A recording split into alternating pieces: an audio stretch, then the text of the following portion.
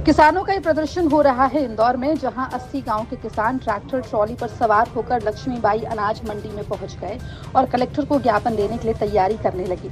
हालांकि किसानों के प्रदर्शन को देखते हुए यहां पुलिस बल की तैनाती की गई थी। दरअसल ये किसान इंदौर में पश्चिमी रिंग रोड के निर्माण को लेकर की जा रही भूमि अधिग्रहण के विरोध कर रहे हैं। साथ ही किसान इंदौर पीथमपुर कॉरिडोर प्रोजेक्ट का भी विरोध कर रहे हैं। मांग ये है कि भू अधिग्रहण के तहत में जो इंदौर संभाग और उज्जैन संभाग जो है हमारा मालवा है, तो मालवा की जमीन जो है ये जो है कृषि योग्य भूमि है और ये मालवा माटी है, ये पार्वती के पियर के नाम से जानी जाती है।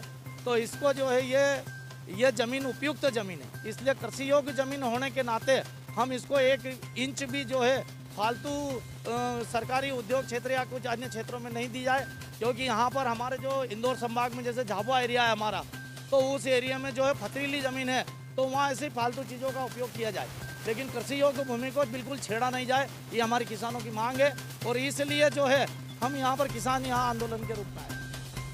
किसानों ने इसके लिए बड़े आंदोलन की चेतावनी भी दी है और साथ ही साथ ये भी तय किया है कि 2 मार्च को उज्जैन में होने वाले इन्वेस्टर समिट में पहुंचकर मुख्यमंत्री से पश्चिमी रिंग रोड सहित इंदौर पीथमपुर कॉरिडोर प्रोजेक्ट को कैंसिल करने की मांग करेंगे।